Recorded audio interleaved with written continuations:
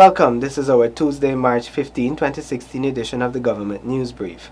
In the news, government working with utilities to push Vreeden Hoop to Hydroni Road rehab works, Zoological Park has 2 new additions, patients' record to be computerized at GPHC, and today is World Consumer Rights Day. I am your host, Azim Khan. Stay tuned as we bring you the details of these and other stories. Thank you for staying with us. This is the Government News Brief. Government is working with the public utilities which are in line with the Vreeden Hoop to Hydroni Road for their speedy removal.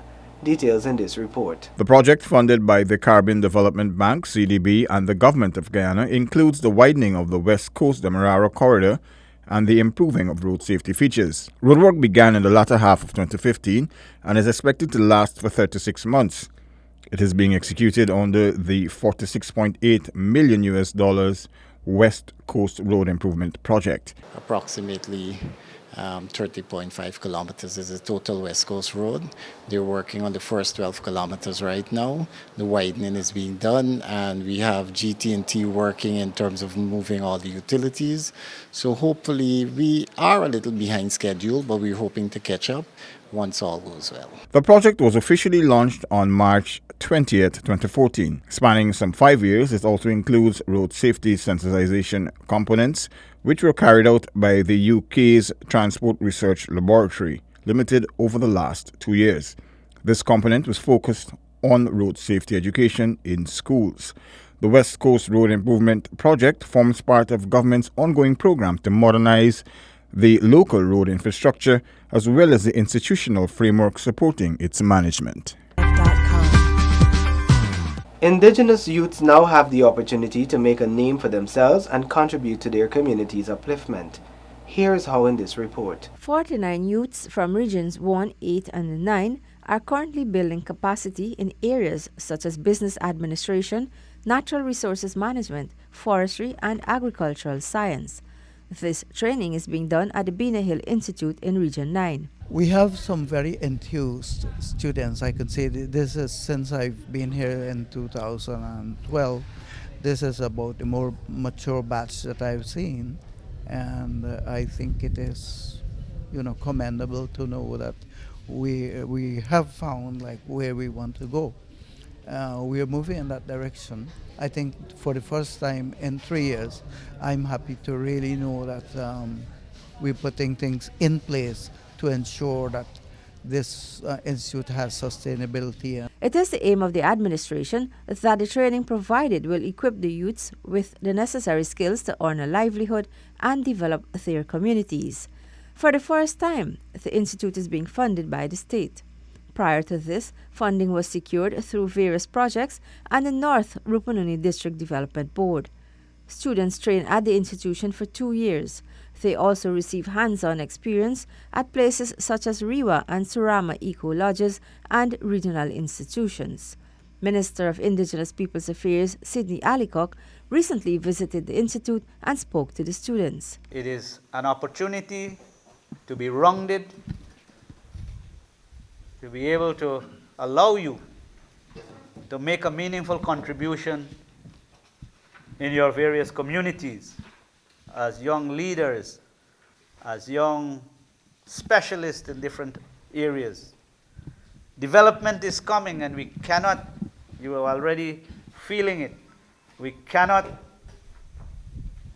there's nowhere to run, there's nowhere to hide.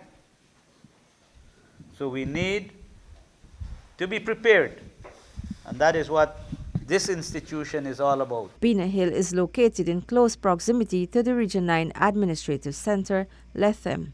Shanti Goberdan with this Government News Brief. Engineers from the Ministry of Public Infrastructure continue to visit communities in and around Georgetown to assess the state of the infrastructure and to make the necessary interventions. Residents of communities which have roads that are in a deplorable state are asked to contact the Ministry's Special Project Unit on telephone number 225-7420. Engineers will visit, make an assessment, and follow up with the necessary intervention. Patient records to be computerized at the Georgetown Public Hospital Corporation for greater efficiency. More in this report. The Georgetown Public Hospital Corporation on Monday swore in its new board members and elected a chairman, Dr. Karl Max Hanuman. Dr. Hanuman promised that lots of changes will occur at the facility. This will begin with the computerization of patient records, which he said is a priority. Too many times we've been writing papers here and there. You come to the accident emergency, 9 o'clock in the morning, you look for a relative and you don't find them until 6 o'clock in the afternoon. That's not good enough. We'll have to stop that. That's the complaints I hear from many people. So by computerizing the place, I'm sure we can get things going much better. We will know when drugs are there. The systems in the wards. We must not have overcrowding of the beds. There must be a system where you know how many beds are available, and that's sent to the emergency room in admissions. By keeping a balance like that, and maybe they do it right now, I don't know. But by keeping a balance like that, we'll cease overcrowding. The new chairman said that persons can expect generally improved care and services, along with better attitude from staff. The members of the board are Colonel Patrick West, Cleopatra Barcoy, Colette Adams, Mandy Sugdeo, Sonia Rupnaut, Kempton Alexander, Dr. Sheikh Amir, and Alan Johnson. For this Government News Brief, Shivani Rampaswad reporting. The Guyana Zoological Park now has 2 new additions. Hear what they are in this report. The national animal of Guyana is the jaguar. 2 of these animals that were recently captured by Essequibo residents are now housed at a zoological park.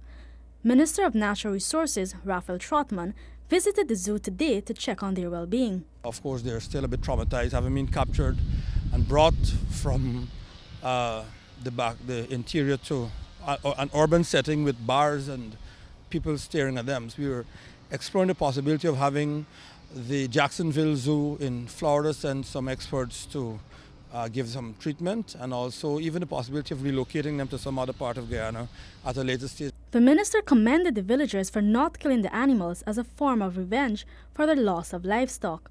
With this Government News Brief, I'm Shanaza Low reporting. Stakeholder engagements continue to move the labor sector forward. More in this report. Members of the Consultative Association of Guyanese Industry, KG, met with the minister within the Ministry of Social Protection, Keith Scott, recently. The discussion was centered on what can be done to create a better labor sector. The KG meeting is part of a series that the minister initiated. He has since then met with individual trade unions, umbrella organizations, employers, and stakeholders. My task is to bring about a stable industrial climate is one that I am here to see that all organizations, whether it's in industrial or commercial, have a feeling of assurance that this country has moved forward. We are out of the season of dictatorship. We're into the season of free enterprise. We're into the season where we know and accept that for us to develop, we have to just have a partnership with private enterprise. Minister Scott said that the private sector also has a very important role to play in Guyana's economic development.